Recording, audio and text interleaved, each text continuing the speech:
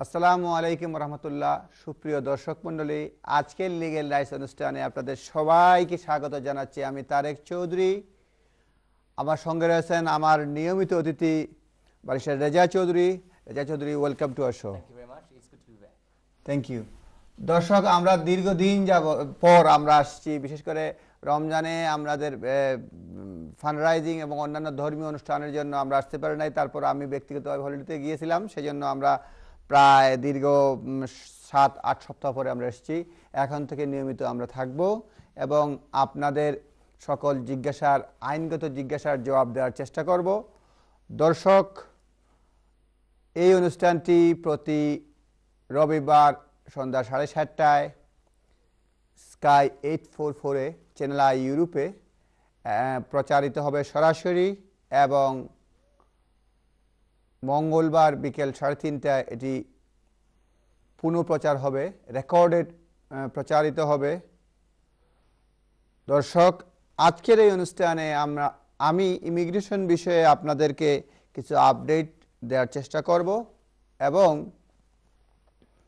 আমার অতিথি ব্যারিস্টার রেজা চৌধুরী হাউজিংয়ে ইলিগেল ইভিকশন এ বিষয়ে বিস্তারিত বিভিন্ন ধরনের প্রশ্নের জবাব দিবেন। এছাড়া এ বিষয়ে আমরা আলোচনা করব। আর আপনারা immigration, housing, employment, litigation, benefit, যে কোনো বিষয়ে আপনারা প্রশ্ন রাখতে পারবেন। আমার অতিথি এবং আমি নিজে আপনাদের প্রশ্নের উত্তর দেওয়ার চেষ্টা করব।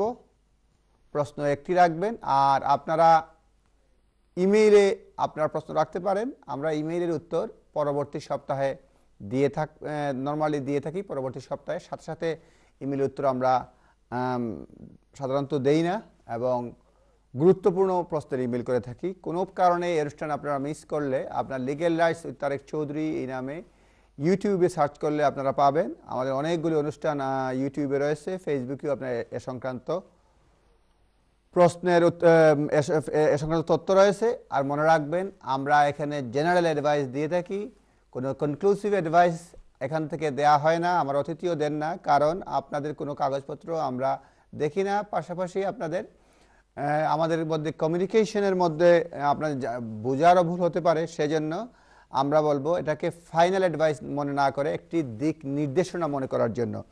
আমি দুই একটি আপডেট দেব, তারপর আমার অতিথির কাছে যাব এবং সমগ্র অনুষ্ঠান ব্যাপী আপডেট এবং ইমিগ্রেশন বিষয়ে কথা বলবো আমি নিজে, এবং আমার অতিথি ইভিকশন বিষয়ে কথাবার্তা বলবেন। ইভিকশন কেন হয়, কখন একে রেজিস্টার করা যায়, এসব বিষয়ে আমরা কথা বলবো।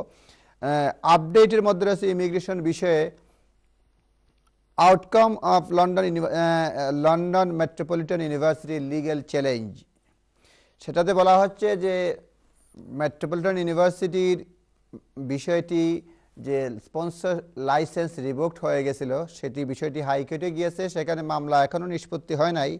ইনিশিয়াল নিষ্পত্তির ব্যাপারে যেটা বলা হয়েছে, যেটা ছাত্রদের জন্য সুখবর, সেটা হচ্ছে ছাত্ররা যারা রয়েছে তারা স্টাডি কন্টিনিউ করতে পারবে, নতুন কেউ হয়তো ভর্তি হতে পারবে না।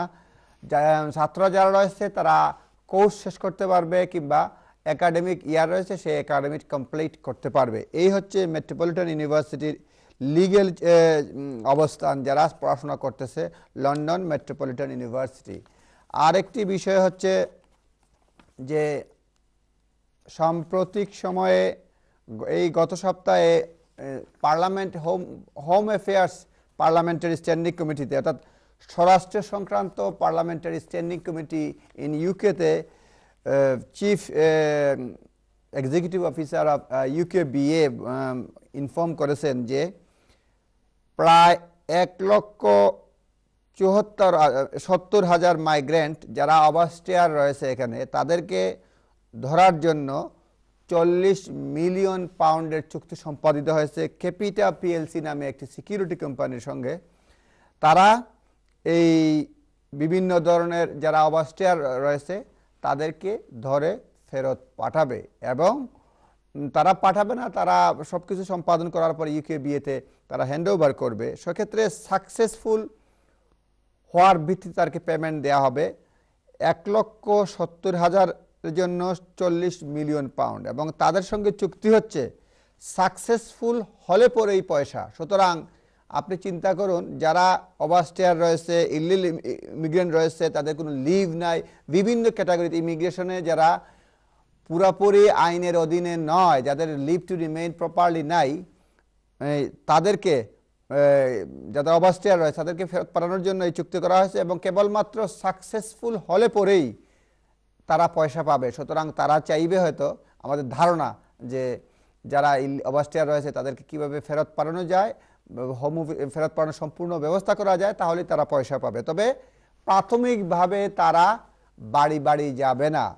রিফিউজ মাইগ্রেন্ট পুল রয়েছে, সেখান থেকে তারা তথ্য আনবে কাদের রিফিউজ হয়েছে, তারপর যারা যায় নাই, অ্যাপ্লিকেশন পেন্ডিং রয়েছে, বিশেষ করে যায় নাই ওভারস্টেয়ার রয়েছে, সেই সব পোল থেকে আপনাদেরকে চিঠি লিখবে, যোগাযোগ করবে, আপনি গেলে কিভাবে পাঠানো সম্ভব সে বিষয়ে আলোচনা করবে, তারপর ইউকেবিএতে হ্যান্ড ওভার করবে।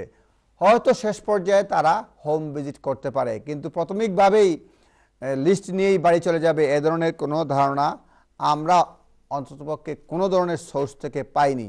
সুতরাং তবে কেয়ারফুল থাকতে হবে। আরেকটি বিষয় আমি বলতে চাই, অনেকেই বিভিন্ন সময়ে আমাদের কাছে লয়ার হিসেবে অনেকেই ফোন করে থাকেন, বিশেষ করে 1 অক্টোবর থেকে কি হচ্ছে, 1 অক্টোবর থেকে অ্যাপ্লিকেশনের লাস্ট ডেট, 1 অক্টোবরের মধ্যে অ্যাসাইলাম করতে, অনেক ধরনের কোয়েশ্চন বা প্রশ্ন আমরা পেয়ে থাকি। 1 অক্টোবর থেকে যেটা হচ্ছে সেটা অ্যাপ্লাই করতে হবে বা অ্যাপ্লাই করা উচিত এই ধরনের কোনো ঘোষণা নেই। যেটা হচ্ছে যে 1 অক্টোবর থেকে further leave to remain will be refused if you have overstayed your leave by more than 28 days at the point you made your application.